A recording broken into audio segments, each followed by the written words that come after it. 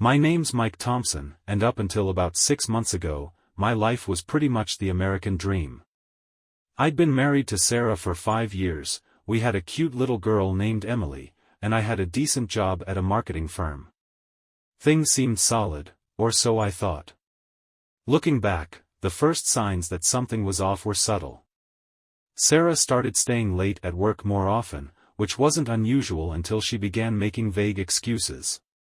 "I have a project deadline," she'd say, but those deadlines never seemed to materialize. I shrugged it off, thinking maybe she was just more dedicated lately. Then there were the small changes around the house. She'd rearrange furniture without consulting me, delete texts from my phone, and there was this constant tension that I couldn't quite put my finger on. I tried to address it, but Sarah was always defensive, accusing me of being paranoid or overly controlling. It was exhausting, but I wanted to believe everything was okay, for Emily's sake. The real kicker was when I started noticing discrepancies in our finances. I'd find receipts for things I didn't remember buying, and my credit card statements had charges that didn't add up.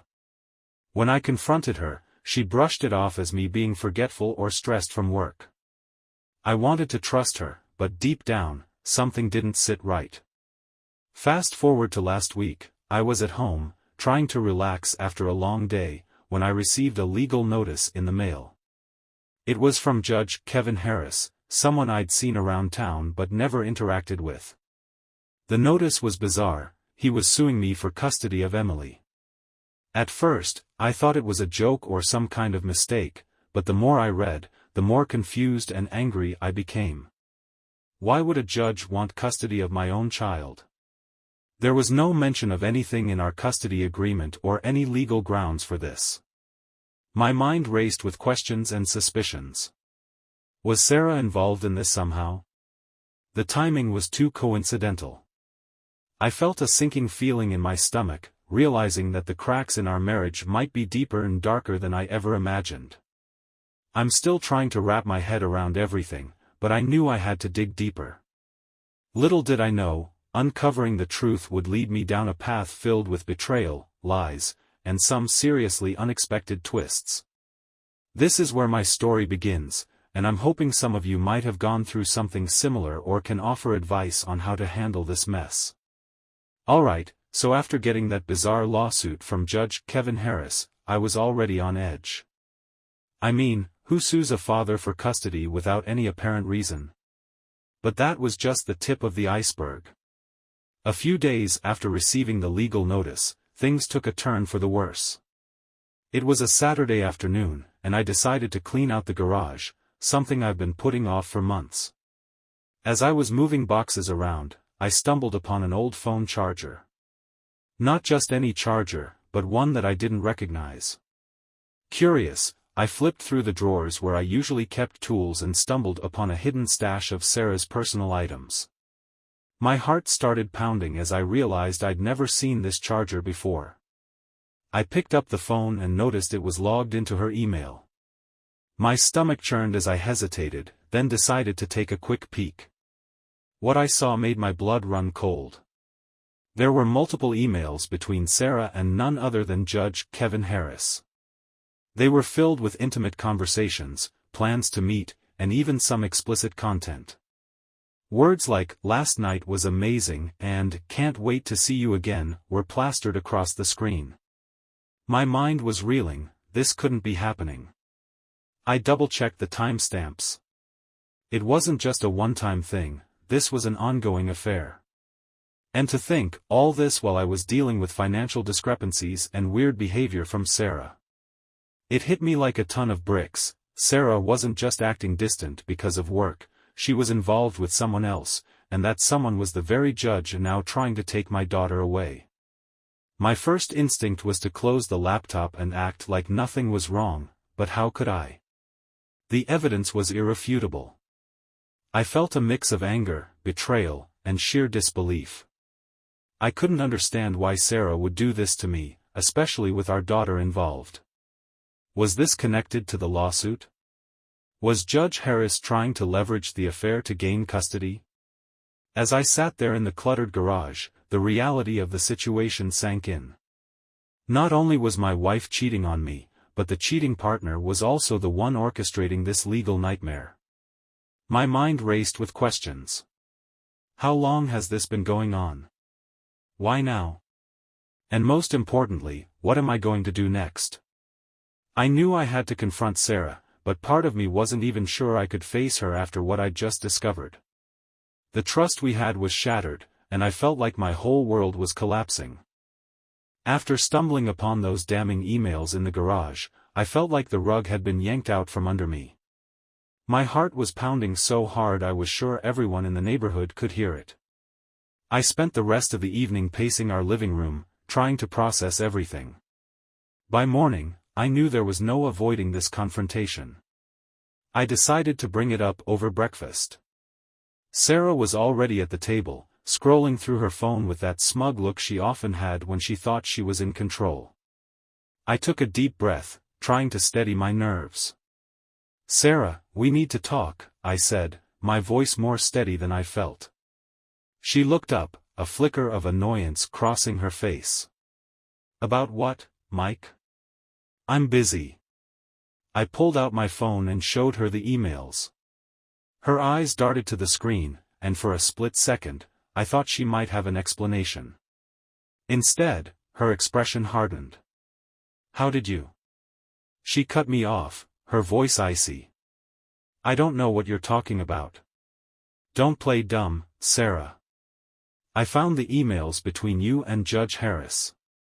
Care to explain?" Her face flushed, and she shoved the phone back into her purse. "You have no idea what you're talking about. Maybe you're just paranoid because of that lawsuit." "Paranoid? Is that what you think this is about?" I couldn't keep the frustration out of my voice. "You're cheating on me with the very judge who's trying to take our daughter away. How does that even make sense?" She sighed dramatically, rolling her eyes. "Oh, please. It's not like that. You're blowing things out of proportion as usual." I felt a surge of anger. "Blowing things out of proportion? You're lying to my face. All those late nights, the secret messages, it's infidelity, Sarah. And involving someone as important as Judge Harris? What the hell is your game?" She leaned back, crossing her arms defensively. "Maybe I needed some space, Mike. Maybe I wasn't happy with how things were going between us." "Space? You call cheating with a local judge needing space?" I couldn't believe how dismissive she was being. "And you think dragging our daughter into this mess is okay? This isn't just about us anymore. You're playing with our daughter's future." Her demeanor shifted slightly, a hint of vulnerability peeking through her tough exterior. "I never wanted it to come to this. I needed something different." I shook my head in disbelief. "Different? So, what, you traded our marriage for a fling with a judge? And now he's trying to ruin my life by taking Emily away?" She looked away, her facade starting to crack. "It's not like that. Judge Harris has his own reasons." "Then explain them, Sarah. Because right now, it looks like you're sabotaging our family for your own selfish desires." There was a long, tense silence. I could see the fight draining out of her as she finally met my gaze. I don't know what to say, Mike. Maybe we need some time apart." "Time apart? After everything?" It felt like salt being thrown in a wound. I wanted to lash out, to make her understand the depth of her betrayal, but all I could do was stare at her, feeling the weight of our shattered marriage pressing down on me. After confronting Sarah and realizing the depth of her betrayal, I thought my problems were piling up, but nothing could have prepared me for what came next. So, I decided to tackle that ridiculous lawsuit head-on. I mean, who sues their own husband for custody, especially when there's no apparent reason? I knew I needed professional help, so I reached out to a friend, Jake, who recommended a top-notch family lawyer named Lisa Martinez. Jake's been through a messy divorce before, so I figured she'd understand the turmoil I was experiencing. My first meeting with Lisa was eye-opening. She listened patiently as I laid out the entire situation, from the late nights and financial discrepancies to the emails with Judge Harris. She didn't laugh or roll her eyes. Instead, she took notes and asked probing questions. "Mike, this sounds like more than just a custody battle," she said thoughtfully. "We need to dig deeper into Judge Harris's motives and any potential conflicts of interest." Feeling a bit more hopeful, I left her office with a game plan. Lisa suggested gathering all evidence of Sarah's infidelity and any connections she might have with Judge Harris. She also recommended filing a motion to dismiss the lawsuit on the grounds of conflict of interest, given that the judge is personally involved with my wife. But just as we were getting things rolling, life decided to throw another curveball my way. One evening, as I was sorting through more of Sarah's suspicious behavior, like her suddenly taking an interest in seemingly random hobbies, I received a call from the police. Apparently, Judge Harris had been arrested for something related to his personal life. My mind was racing. Was this connected to our situation? Had Sarah played a part in this? I rushed to the police station, my heart pounding. When I got there, the officer on duty confirmed that Judge Harris was being held on charges of bribery and misconduct. Apparently, his affair with Sarah wasn't just a harmless fling, it was part of a larger scheme to manipulate the custody case. This revelation hit me like a ton of bricks. Suddenly, the lawsuit didn't seem as far-fetched, and the judge's intentions were anything but pure. Back at home, I confronted Sarah again, this time armed with the news about Judge Harris's arrest. Her facade cracked instantly. "Oh, so now you know?" she snapped, her eyes darting nervously. "I told you, it's not what you think." I wasn't buying it. "Not what I think? You were cheating with him, and he's trying to take Emily away from me? How does this all fit together?" She let out a bitter laugh. "You think I planned all this? Maybe things just got out of hand. It wasn't supposed to be like this." My anger surged. "Out of hand? You dragged our daughter into this mess. You manipulated everything for your own selfish desires." Before I could say more, Sarah grabbed her purse and stormed out, slamming the door behind her.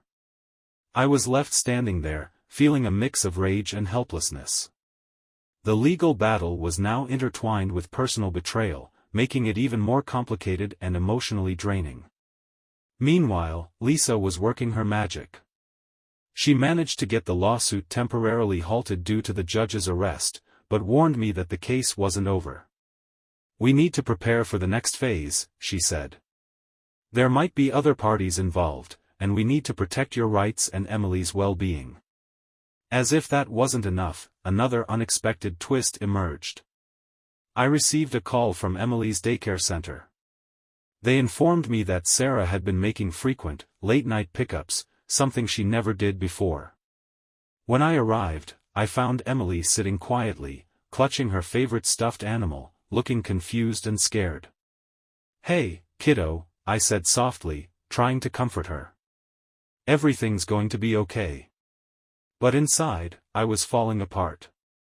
The weight of the situation was crushing me, my marriage was in shambles, the legal system was against me because of a corrupt judge, and now my daughter was caught in the middle. I felt a fierce determination building inside me. I wasn't going to let Sarah and Judge Harris ruin my life or take Emily away from me without a fight.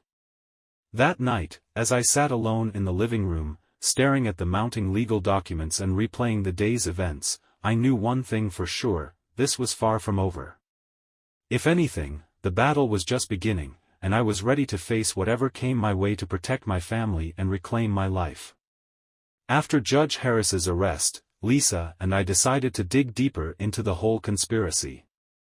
We knew there had to be more to this mess than just an affair gone wrong. Lisa had connections and resources that I didn't, so we began by pulling every possible thread related to the case. First, we accessed public records and discovered that Judge Harris had a history of questionable rulings.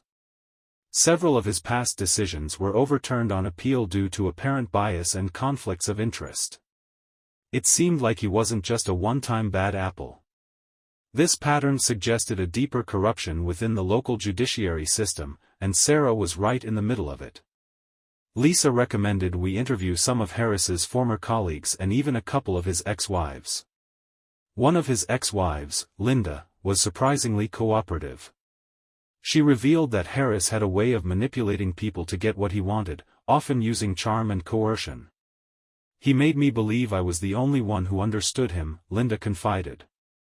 But it was all a facade to control the courtroom and those around him. As we pieced together more of Harris's manipulative tactics, it became clear that the custody lawsuit against me was just one part of his grand scheme. He had been leveraging his position to exert influence over cases that affected his personal life, using Sarah as his pawn. It was a web of deceit designed to destroy me and take Emily away, all while maintaining his pristine image in the legal community. But the deeper we dug, the more dangerous things became. One evening, as I was sifting through some confidential documents Lisa had obtained, my phone rang. It was an unknown number, and when I answered, a gravelly voice said, "Stop digging, Mike, or face the consequences." My heart raced. Was this a threat from Harris's associates? Or was Sarah involved in this intimidation? I immediately shared the call with Lisa, who looked just as concerned. "This is escalating, Mike. We need to be careful," she warned. But I was too enraged to back down. "I can't just sit here and let them ruin my life and take Emily away," I replied, determination fueling my voice. We decided to take our findings to a trusted journalist friend, Jenna. She had a reputation for exposing corruption and had successfully taken down a few shady figures in the past. Meeting her in a quiet cafe, we laid out everything we had uncovered. Jenna was visibly shocked but intrigued. "This is huge, Mike. If what you're saying is true, this could bring down a lot more than just Judge Harris," she said, her eyes narrowing with determination. Just as we were making progress, another unexpected event threw a wrench into our plans. Sarah called me out of the blue, asking to meet and talk. My gut told me this was another lie, but I needed answers. Reluctantly, I agreed to meet her at a local park where we used to go on family outings. When I arrived, Sarah was there, looking unusually nervous. "Mike, we need to talk," she began, her voice shaky. I could see the fear in her eyes, but I wasn't sure what to believe anymore. "I know you found out everything," she continued, avoiding my gaze. "Judge Harris and it wasn't supposed to go this far." I felt a mix of anger and confusion. "Not supposed to? You were manipulating me and letting him use our daughter as leverage. How does that make any sense?" Tears welled up in her eyes. "I didn't want it to end like this. Harris promised me a better life, and I got trapped in something I couldn't control. Please, Mike, don't let him take Emily from me. There has to be another way." Her plea tugged at something inside me, but I couldn't let my guard down. "Another way? You were part of his scheme from the start. How can I trust anything you say now?" Before she could respond, we were interrupted by a loud crash. Turning around, I saw a group of men in suits approaching us aggressively. My blood ran cold. It was obvious they weren't there for a friendly chat. "This is your last warning, Mike. Stop meddling or else," one of them growled before they all turned and left as quickly as they had arrived. I looked back at Sarah, who was visibly shaken. "What the hell is going on, Sarah? Who are those guys?" She took a deep breath, clearly struggling to find the right words. "They're connected to Harris. He's not the only one involved. There are higher-ups who benefit from his corruption, and they don't want anything exposed." At that moment, it hit me how deep this conspiracy went. It wasn't just a judge and a cheating wife, it was a network of powerful individuals willing to go to any lengths to protect their interests. The stakes were higher than I'd ever imagined, and now Emily was right in the middle of it all. As I walked away from the park, my mind was a whirlwind of thoughts and emotions. The betrayal wasn't just personal anymore, it was systemic. I realized that taking down Judge Harris and uncovering the truth would require more than just evidence. It would need courage, allies, and perhaps a bit of luck. That night, as I tried to sleep, the weight of everything pressed down on me. I felt a burning desire for revenge, not just against Sarah and Harris, but against the entire corrupt system that allowed this to happen. But amidst the anger and pain, a sliver of hope remained. If I could expose the truth, maybe I could reclaim my life and protect my daughter from the chaos that had engulfed us. I realized just how deep this conspiracy ran. But amidst the chaos, I started to find some unexpected allies, and a few more adversaries. After that terrifying confrontation, I knew I couldn't tackle this alone. Lisa, my lawyer, was already working overtime, digging through legal loopholes and strategizing our next moves. But we needed more muscle, both legally and in terms of public exposure. That's where Jenna, the journalist we met last week, came into play. Jenna was a force to be reckoned with. She had a reputation for taking down corrupt officials and wasn't easily intimidated. We met at her office, a cozy little space filled with stacks of newspapers and a whiteboard covered in notes and timelines. She listened intently as Lisa and I laid out everything we had uncovered so far: the affair, the lawsuit, Judge Harris's shady past, and the recent threats. "This is big, Mike," Jenna said, her eyes narrowing with determination. "If we can connect all the dots, this could expose a major corruption ring. But we need solid evidence, something undeniable that ties Harris and Sarah directly to the misuse of power." Just as we were brainstorming, my phone buzzed with an incoming call from an unknown number. I hesitated for a moment before answering, my heart pounding. On the other end was Linda, Judge Harris's ex-wife, the one we'd spoken to earlier. "Mike, listen carefully," Linda whispered urgently. "There are others involved, people higher up who don't want this exposed. Be careful who you trust. They're watching you." Before I could respond, the line went dead. My blood ran cold. It was clear that the more we dug, the more dangerous this became. Jenna nodded thoughtfully. "We need to move discreetly. I can start reaching out to my contacts anonymously, see if we can find more insiders willing to talk." Meanwhile, Lisa was making progress on the legal front. She managed to secure a temporary restraining order against anyone connected to Judge Harris, preventing them from directly contacting me or interfering with the case. It was a small victory, but it gave us a bit of breathing room. But just when things seemed to be moving forward, another bombshell hit. I received a text from Sarah, something I never expected. It read, "Meet me tonight. We need to talk. It's about Emily." My first thought was that she was trying to manipulate me again, perhaps to regain some control or to further confuse me. But despite my reservations, I felt a pang of concern for Emily. She was my priority, after all. That evening, I decided to go to her favorite playground, a neutral and public place where Emily loved to play. As I approached, I saw Sarah sitting on a bench, looking unusually vulnerable. Emily was running around, laughing and oblivious to the tension between us. "Mike," Sarah began, her voice shaky, "I know things have been horrible between us, and I'm sorry for all the lies and pain. But there's something you need to know about Judge Harris." I was skeptical but desperate for any information that could help us both. "What are you talking about, Sarah? What do you know?" She took a deep breath, glancing around to ensure no one was watching. "Judge Harris isn't acting alone. He's part of a larger network that's been manipulating cases for their own gain. I was in too deep, and I couldn't find a way out without risking everything." Before I could ask more, a loud crash echoed nearby. A group of shady-looking individuals started converging on our location. My instincts kicked in, these must be the people connected to Harris, here to make sure Sarah stayed silent. "Run, Mike!" Sarah screamed, grabbing Emily's hand. We sprinted towards the exit, dodging the approaching men.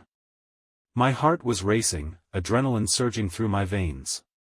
As we reached the edge of the playground, Sarah pulled out her phone and handed it to me. "Take this to Jenna. It's all the information I have on them." I nodded, understanding the gravity of the situation. Without another word, we made our escape, blending into the crowded streets to avoid our pursuers. Back at my place, I handed the phone to Jenna, who immediately started sifting through the files. "This is gold, Mike," she exclaimed. "These are internal communications, payment records, and even some recordings. This could bring the entire network down." But as we celebrated this breakthrough, the storm wasn't over. The next morning, I found my car vandalized, windows smashed, and the tires slashed. It was a clear message: back off, or face the consequences. Feeling the pressure mounting, I reached out to Jake, my friend who'd recommended Lisa. Jake had always been the dependable one, and I needed someone I could trust.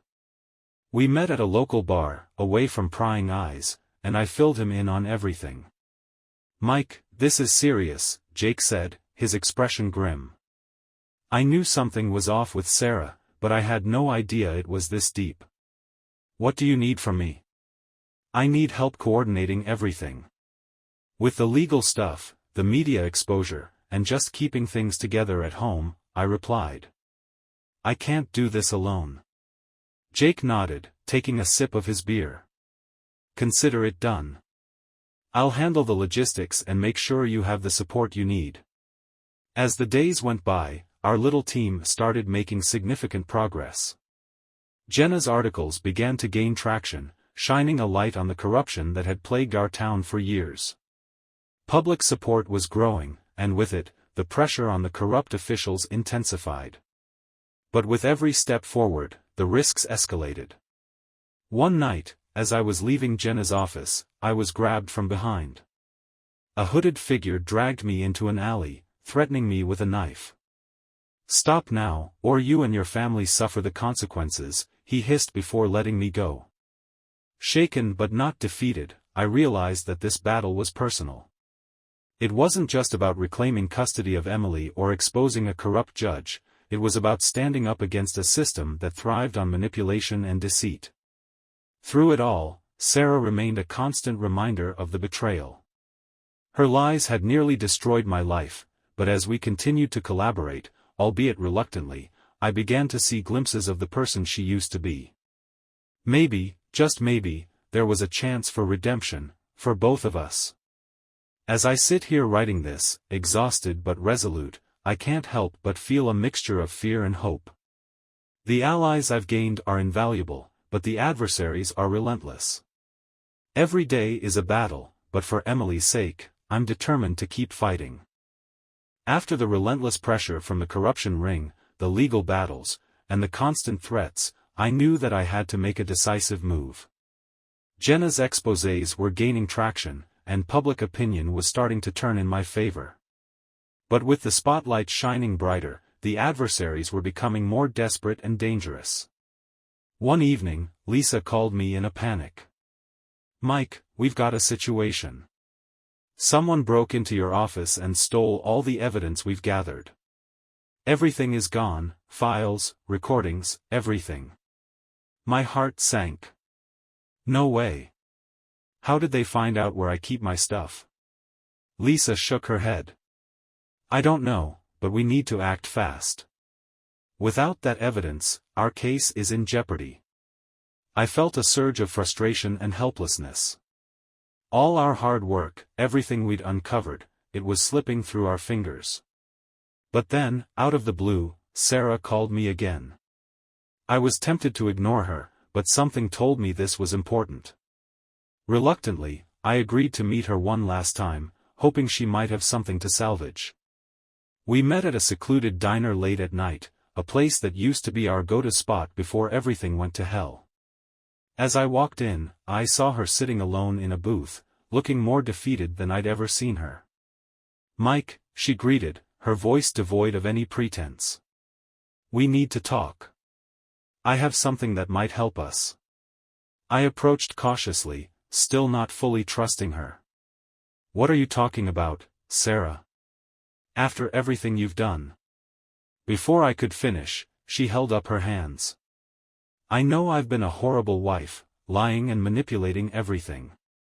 But listen, I found a backup of all our evidence on a cloud server. Someone must have forced me to hand it over, but it's still there. My eyes widened with a mix of hope and suspicion. Why are you telling me this now? Tears welled up in her eyes. Because I want to make things right. I can't live with what I've done, especially not with Emily in the middle of all this. Please, let me help you. I wanted to believe her, but my gut was screaming not to trust her. How do I know you're not just trying to get back into my good graces or manipulate things further? She sighed deeply, looking genuinely remorseful. You don't. But I'm out of options. I've seen what they're capable of, and I can't keep living a lie. Take the evidence and expose them. Save yourself and Emily from this nightmare. Before I could respond, the diner's back door swung open, and a group of men in dark suits stormed in. My blood ran cold. It was the same guys who had threatened me before. They were here to make sure I didn't follow through with Sarah's offer. Stop right there, Mike, the leader barked, stepping forward with a menacing glare. You've meddled in things that don't concern you. I felt a surge of adrenaline. Sarah said you have the evidence. Give it to me, or face the consequences. One of the men grabbed my arm, pulling me back. You're not going anywhere. The evidence stays with us. Just as things were about to escalate into violence, Lisa and Jenna burst into the diner, guns drawn. Freeze! Police! Jenna shouted, her voice cutting through the tension like a knife. The men froze for a split second, giving Lisa the window she needed to act. In a swift move, she tackled the leader, disarming him and sending the others scrambling. Within minutes, the police had the situation under control, and the corrupt men were hauled away in cuffs. Breathing heavily, I turned to Sarah, who looked shaken but determined. You did it, I said, a mixture of relief and disbelief washing over me. She nodded, handing me her phone. Here it is. All the evidence is backed up here. Now, we can finally take them down. As I reviewed the files, my mind was racing. Everything we needed to expose the corruption was right there: emails, financial records, recordings of their illicit activities. It was more than enough to bring the entire network crashing down. But just as I was about to call Jenna with the final pieces of the puzzle, my phone buzzed with another message. It was from Sarah. There's one more thing you need to know. Meet me at the old warehouse on 5th. It's urgent. My gut told me this was a trap, but I couldn't ignore it. If there was anything left unsaid, this was the moment to confront it. I decided to go alone, not wanting to put anyone else in danger. Arriving at the dimly lit warehouse, I saw Sarah waiting for me, her expression serious. Mike, there's something else you need to hear. Judge Harris, he wasn't the mastermind. He was just a pawn. The real leader is someone you'd never expect. Before she could elaborate, the lights flickered on, revealing a familiar face: Jake, my so-called friend who had recommended Lisa in the first place. My heart stopped. Jake? What the hell are you doing here? He smirked, stepping forward. Surprise, Mike. I'm not just your friend. I've been working with them all along. You see, your downfall was always part of the plan. With Sarah and Judge Harris out of the way, we can take control without any loose ends. I felt a mix of rage and betrayal. You set me up? All of this was your doing? Jake laughed coldly. It was necessary. You were getting too close to the truth. Now, with the evidence gone and your legal team in disarray, there's nothing stopping us from expanding our influence. Before I could react, Jake lunged at me, a hidden knife glinting in his hand. I dodged his first strike, but he was relentless, forcing me to defend myself. The fight was chaotic, punches flying and adrenaline surging through my veins. Just when it seemed like I might be overpowered, Sarah intervened, pushing Jake away and stepping between us. "Mike, run," she shouted, her voice filled with urgency. I hesitated for a split second, then realized there was no choice. I grabbed Emily's stuffed animal from my pocket, a habit I never quite outgrew, and sprinted out of the warehouse, Sarah following close behind. Jake cursed and gave chase, but Lisa and Jenna had already arrived with backup, intercepting him just in time. Breathing heavily outside, I turned to Sarah, who looked both exhausted and resolute. "Why did you lie to me all this time?" She sighed, her facade finally crumbling completely. "Because I was scared, Mike. Scared of losing you, scared of what they'd do if I didn't cooperate. But seeing you fight back, it gave me the strength to help you." I wanted to scream at her, to unleash all the pent-up anger and hurt, but instead, I felt a flicker of something else, hope. Maybe, just maybe, there was a way to rebuild what we'd lost. With Jake and his cohorts finally behind bars, the corruption network began to unravel. Jenna's final exposé went viral, leading to multiple arrests and a complete overhaul of the local judiciary system. Lisa secured a favorable custody arrangement, ensuring that Emily remained with me, safe from the chaos that had once threatened our lives. As the dust settled, Sarah and I found ourselves navigating the rocky terrain of reconciliation. It wasn't easy, trust had been shattered, and wounds ran deep. But with Emily's happiness as our common goal, we started to rebuild, one honest conversation at a time. Sitting here now, reflecting on everything that's happened, I can't help but feel a mix of exhaustion and relief. The journey was brutal, filled with betrayal, violence, and unexpected twists at every corner. But through it all, I discovered a strength I didn't know I had and the unwavering love for my daughter that kept me going.